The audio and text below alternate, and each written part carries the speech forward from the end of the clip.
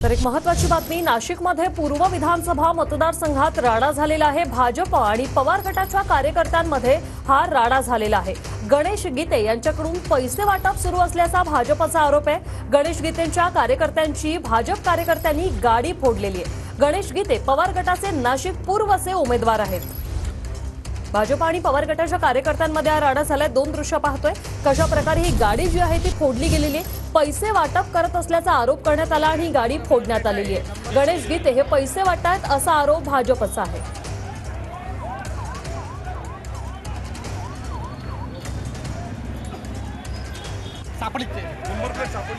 तर पवार गटाच्या गणेश गीतेंकडून पैसे वाटपाचा भाजपचा आरोप आहे। 3 दिवसांपूर्वी देखील अशा स्वरूपाची घटना घडली होती आणि गाडी फोडण्यात आली होती।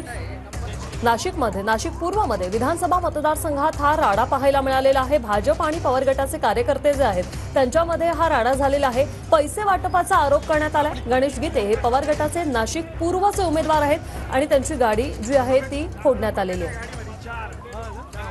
पवन येवले आमचे प्रतिनिधी आपल्या सोबत सध्या थेट जोडले गेलेले आहेत। पवन, नेमकं काय झालंय घटनास्थळी, काय सांगाल?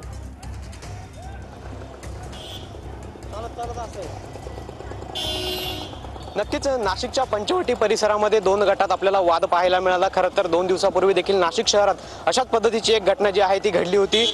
मतदानाच्या स्लिपा वाटपावरून 2 गटामध्ये हा राडा झाल्याची प्राथमिक माहिती मिळालेली आहे। मात्र ज्या परिसरामध्ये हा राडा झाला होता त्या ठिकाणी आता मोठ्या प्रमाणात पोलिसांचा जो रूट मार्च आहे तो सुरू करण्यात आलेला आहे आणि या ठिकाणी कायदा व सुव्यवस्थेचा प्रश्न निर्माण होईल याची पूर्ण जी खबरदारी आहे ती पोलिसांकडून घेतली जात आहे। खरं तर आज प्रचाराच्या तोफा थंडवल्यानंतर अशा पद्धतीचे अनुचित प्रकार घडणं अपेक्षित नव्हतं, मात्र अशा पद्धतीचे जे प्रकार आहेत ते घडण्यास सुरुवात झालेली आहे।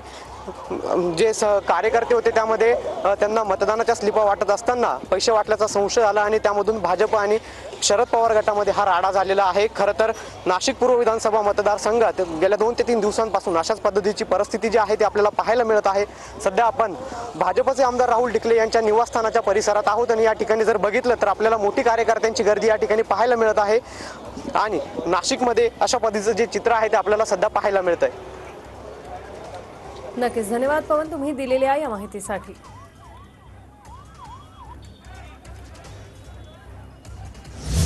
तर एक